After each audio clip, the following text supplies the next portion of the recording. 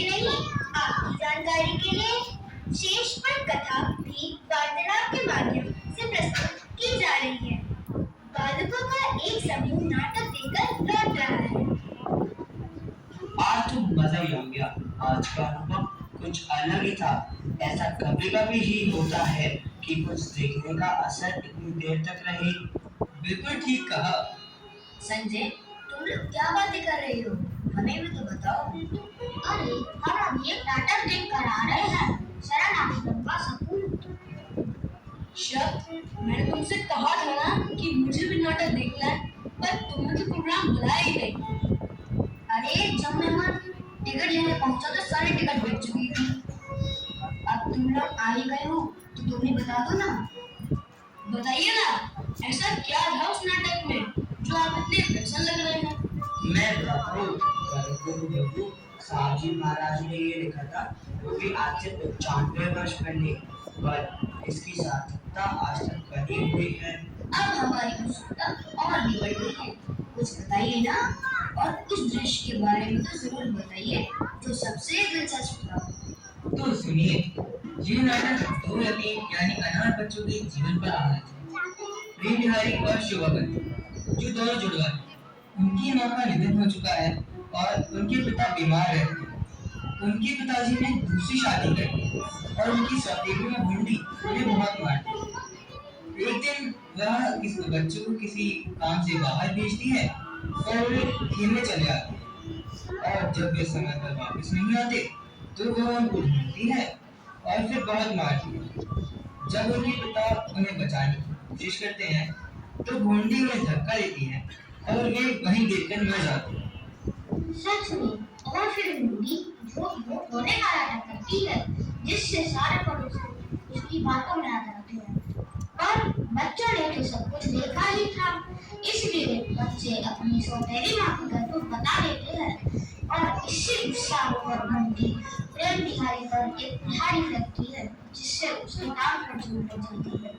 दोनों बच्चे बहुत घबरा जाते हैं और अपने पड़ोसी प्रेमलाल के घर आ जाते हैं। प्रेमलाल और उसकी पत्नी बड़े भले लोग हैं, पर गरीब हैं। सोचते हैं कि बच्चों की मदद कैसे करें। तो उन्होंने बच्चों की मदद कैसे करी? क्या बच्चों को टिकट मिला और वहाँ भी गया अपना शरण आश्रम। प्रेमलाल जी ने द्रवित होकर बच्चों का हाल शरण आश्रम के सुपरिटेंडेंट साहब को लिखा और यह कि बच्चे सही माँ बाप की औलाद को भी हाँ, पर शरण आश्रम में आ ना सकते हैं। फिर उन्होंने अपनी सेवा और जिम्मेदारी रखकर शरण आश्रम को फंड देने का भी वादा किया। अच्छा, फिर क्या हुआ? क्या वहाँ के बच्चों ने उन्हें स्वीकारा? मालिक की अपार सभा की मंजूरी और मैम साहब की मदद से उन बच्चों को दाखिला मिल गया। अच्छा, तो सब ठीक हो गया होगा? हाँ, हो ही जाता, पर अचानक से उनकी सौतेली माँ भूंडी को उनकी याद आ गई और वह उनको वापस लेने शरण आश्रम पहुंच गई। फिर क्या हुआ?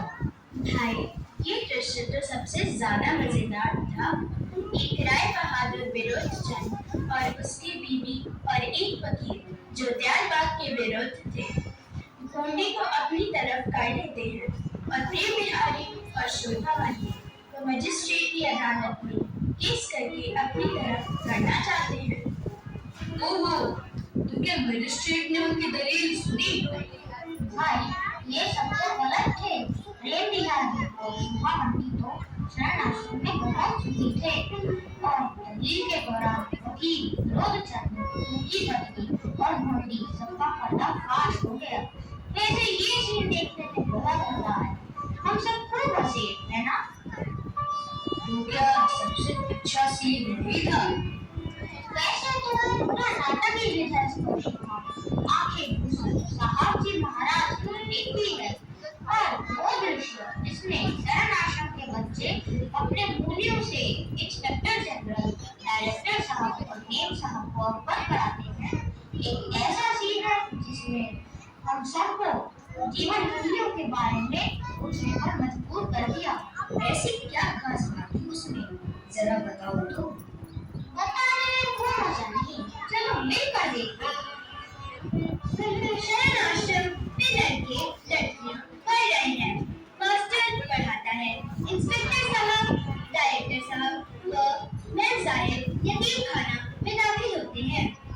तो समझ में आया बच्चों? मास्टर साहब, क्या मजमून पढ़ा रहे हो? जनाब, ये घंटा परमार्थी शिक्षा का है। क्या ये लड़के परमार्थ के मजमून में दिलचस्पी लेते हैं?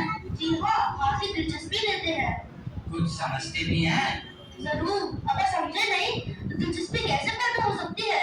मुझे यहाँ आश्रम में काम करते 7 वर्ष हुए हैं। मेरा तजुर्बा यह है कि जब तक बच्चों की कोई बात काफी तरह समझ में नहीं आ जाती, तब तक उन्हें उसमें कोई दिलचस्पी पैदा नहीं होती। मास्टर साहब, आपका ख्याल दुरुस्त है। क्या मैं लड़कों से एक दो सवाल पूछ सकता हूँ? जरूर पूछिए, मैं और लड़के इस मेहरबानी के लिए बहुत ममनून होंगे। लोग कहते हैं कि खुदा है और जो उसकी याद करता है वह उसकी मदद करता है। आप लोगों का क्या ख्याल है?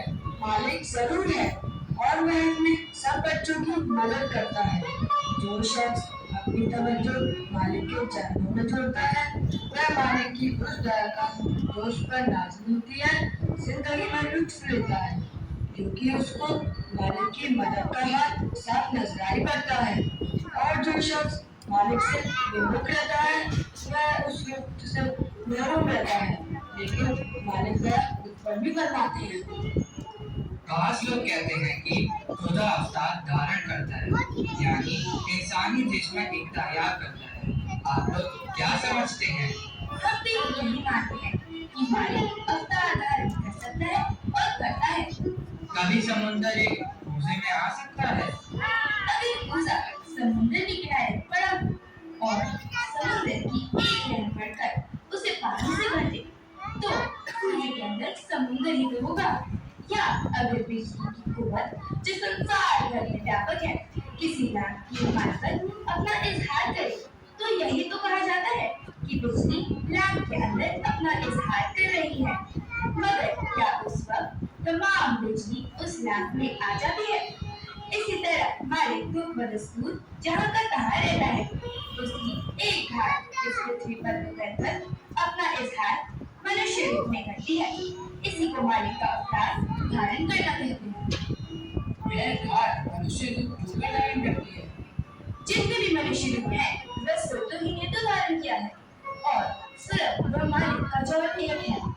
मालिक की जो धार उतर कर आती है वह मंजिला एक सुरत की होती है, यानी वह अपने करीब एक सुरत के पैमाने में घटाकर उतरती है। शाबाश लड़की शाबाश। समुद्र के एक खत में और खुद समुद्र का कीमियाई मसाला एक ही होता है। अगर कोई खुदा है तो दुनिया का राज अपने मानने वालों को क्यों नहीं देता? यह सवाल इन बच्चों के लिए कठिन है। क्या कोई लड़का जवाब दे सकता है? उसकी मर्जी, जिसे चाहे उसे दे। कोई बच्चा जवाब दे। जो राज में लायक होता है उसी को राज दिया जाता है। प्रेम बिहारी लाल, तुम जवाब दो। जिसे राज की ख्वाहिश होती है मालिक उसे राज देता है, और जिसे भक्ति और सेवा की ख्वाहिश होती है मालिक उसे अपने बच्चों की सेवा देता है। तुम दोनों में से क्या पसंद करोगे? जो मालिक देना पसंद करता है। अगर तुम्हें राज दिया जाए तो कैसे निभाओगे? जो राज देगा वह राज करने की ताकत भी बख्शेगा, वरना उसका राज देना नाहासिल हो जाएगा, क्योंकि जल्दी उससे राज छीन लिया जाएगा या नष्ट हो जाएगा। देखो, तुम्हारे खुदा ने तुमको यतीम बनाया है और दूसरों को अमीर व माँ बाप वाला। क्या तुम्हें तुम्हारे ऐसे खुदा के खिलाफ कोई शिकायत नहीं है? कोई शिकायत नहीं है। दूसरे बच्चे अपनी अमीरी व माँ बाप की मोहब्बत का लुत्फ लेते हैं। हम अपनी गरीबी और मुंतज़िमाने आश्रम की मोहब्बत का आनंद लेते हैं। शोभावंती, तुम क्या कहती हो? मालिक को मालिक मानकर इस किस्मत का सवाल पैदा ही क्यों कर हो सकता है? एक शब्द को कोई मानकर इसके मुताबिक ज़ालिमों पर सवाल करने की इजाजत ही नहीं हो सकती। अच्छा, ये बताओ, अगर आश्रम में 1000 यतीम आ जाए तो खर्च कैसे चलेगा? इतने बच्चे एकदम कैसे आ सकते हैं? अव्वल सबकी दरखास्तें ही तो आएंगी। मुंतजिमान के पास जितने बच्चों के लिए गुंजाइश होगी उतनी ही दरखास्तें मंजूर करेंगे। अगर 1000 बच्चे मालिक भेजेगा तो उनके गुजारे के लिए बंदोबस्त भी करेगा। हिंदुस्तान में 31 करोड़ आदमी बसते हैं। जो मालिक 31 करोड़ मनुष्यों का पालन कर सकता है, उसके लिए 1000 का बंदोबस्त करना कौन कठिन है? अगर मालिक ने उनके लिए बंदोबस्त करना होगा तो उनको यतीम ही क्यों बनाता? यतीम बनाने का तो सिर्फ इसी कदर मकसद मालूम होता है कि उनका पालन उनके माँ बाप के हाथों ना हो। और अगर मालिक को यह मंजूर होता कि उनका पालन कोई भी ना करे तो उनके पालन के लिए दूसरों के दिलों में तरस क्यों होता? नीज उनके पैदा करने से मतलब ही क्या था? यह था कि उन बच्चों को धरसा धुरमा कर मारा जाए। अगर मालिक की मर्जी किसी बच्चे को तरसा और तड़पा कर मारनी है तो वह सरनाशी क्यों आवेगा? उनको मालिक ऐसे लोगों से तुलना करेगा जो बच्चे को तड़पाने और तरसाने में उस्ताद हैं।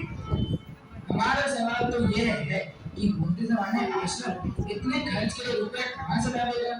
यह फरमाया जावे कि कब तक इतने बच्चे आने की उम्मीद है? फर्ज करो 8 से 7 वर्ष के अंदर। इतने अरसे में तो हम ही में से कोई ऐसा बढ़कर काम कर सकता है कि 1000 क्या कई हजार बच्चों की परवरिश का बंदोबस्त हो जाए। क्या इस अरसे में तुम लोग चंदा मांगकर जमा कर लाओगे? चंदा हरगिज न मांगेंगे।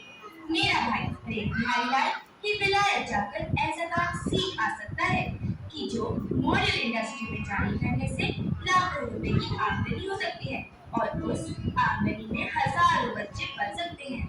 अगर तुम गैर मुमालिक में जाओ और कोई तुम्हारी जान पर हमला करे तो तुम क्या करोगे? अगर कोई नाहक मेरी जान पर हमला करेगा तो जो मुझसे उस वक्त हो सकेगा अपने बचाव के लिए करूंगा। तुम वहाँ खाने पीने के लिए क्या बंदोबस्त करोगे? किसी भी शरीफ नेचरल इंग्लिश खानदान के साथ रहकर गुजारा कर लूंगा। हमें सिखलाया गया है कि सभी इंसान उस मालिक के बच्चे हैं। किसी से नफरत करना मुनासिब नहीं है। अलबत्ता जिनका चाल चलन खराब हो उनकी सोहबत से परहेज करना चाहिए ताकि यहाँ की मुसीबतें झेलनी न पड़े। क्या तुम लोगों को कभी अपनी माँ की याद आती है? कभी कभी आती है। आश्रम के लोग कभी आप लोगों को पीटते भी हैं? बहुत कम। सिर्फ एक दिन एक लड़के को 2 बैग लगे थे। उसने मना करने के बावजूद मुझे गाली निकाली थी। क्या गाली निकाली थी? अगर मैं इस वक्त वह गाली मुंह से निकालूंगा तो मुझे भी बैग लगेगी। शाबाश, हम लोग तुम्हारे जवाबात सुनकर निहायत ही महसूस हुए हैं। तुम यतीम नहीं हो। जो तुम्हें यतीम कहे वे बेवकूफ है। अब आप सब सोचेंगे कि आगे क्या हुआ, तो आइए सुनते हैं हमारे वार्ताकारों से। तो फिर क्या बच्चों ने शरण आश्रम के लिए कुछ किया? हाँ, 18 वर्ष होने पर उन दोनों को आश्रम छोड़ना पड़ा, पर वे दोनों आजीवन आश्रम के कृतज्ञ रहे। मतलब दोनों ने प्रण किया कि वे आश्रम की सदा सेवा करेंगे और अपने पुराने पड़ोसी प्रेमलाल जी को भी लेंगे और वादा किया कि उनका ऋण भी चुकाएंगे। शुभवंती का तो विवाह हो गया। रात घाट स्व आर्मी सत्संग सभा ने तो उसे यही आश्वासन दिया था कि वह उसके विवाह में मदद करेगी, पर सोबिन ने तो मना कर दिया और कहा कि मैं जीवन भर आश्रम की सेवा करूंगी। और फिर प्रेम बिहारी का क्या हुआ? अरे भाई, उनका जीवन भी हम सब बच्चों के लिए एक प्रेरणा का स्रोत है। वो कैसे भैया? प्रेम बिहारी को सभा ने एक स्कॉलरशिप दी। विलायत जाकर इससे रेशम या सेल्फ स्पिनिंग और वीविंग का काम सीखने के लिए, जिसको वह मॉडर्न इंडस्ट्रीज और कारखानों में इंट्रोड्यूस कर सके। पर प्रेम बिहारी का जीवन में काफी उतार चढ़ाव था। इसका क्या मतलब? अरे भाई, कोई ऐसे ही अपना जीवन थोड़ी ना सिखा देता है। एक साल तक किसी ने उन्हें कुछ न सिखाया। फिर अचानक एक वृद्ध महिला से उनकी भेंट हुई, जिन्होंने उन्हें इटली में अपनी बहन करतब बताया और कहा कि वो मदद करेगी। इटली में उनका जीवन काफी नाटकीय रहा। वे काउंटेस गार्डन के मुलाजिम हो गए। फिर एक दिन एक सच्चे सत्संगी की तरह एक अन्य महिला का गुंडों से बचाव किया, जिसकी वजह से उन्हें इटली में सम्मानित कर सीक्रेट पुलिस में चीफ कांस्टेबल मुकर्रर किया गया। अरे वो तो सिर्फ स्क्रीनिंग और बिलिंग का काम सीखने आए थे। पुलिस में क्या कर रहे हैं? हाँ, ठीक कह रहे हो शायद। पर सत्संगियों के जीवन में बिना कठिनाई से जूझेगा नहीं बनता है। हाँ, और तब केवल राधा स्व आमी दयाल की दया का एहसास होता है। अच्छा, तो फिर प्रेम बिहारी को इसका एहसास कैसे हुआ? उन्होंने पुलिस की ड्यूटी भी भली भांति की और इटली के बादशाह के विरुद्ध एक साजिश का पर्दाफाश कर उनकी जान बचाई। खुश होकर बादशाह ने ना ही सिर्फ उन्हें इनाम दिया, बल्कि सिर्फ स्पिनिंग इंडस्ट्रीज में ही सुपर विजन का काम दिया, जिससे उन्हें सिर्फ स्पिनिंग भी आ गई। और बाद में दयालबाग मॉडल इंडस्ट्रीज में भी उन्होंने यह काम शुरू करवाया। तो फिर क्या प्रेम बिहारी दिवाली वापस आ गए?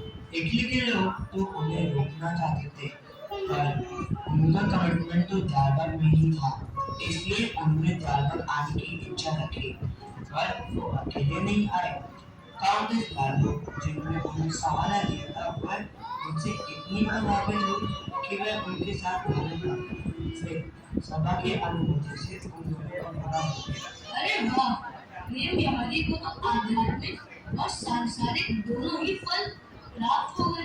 और यहाँ आने पर उनकी बहन शोभावंती ने उन दोनों का स्वागत किया, पर स्वयं वे अपने मिशन में ही संलग्न हुए।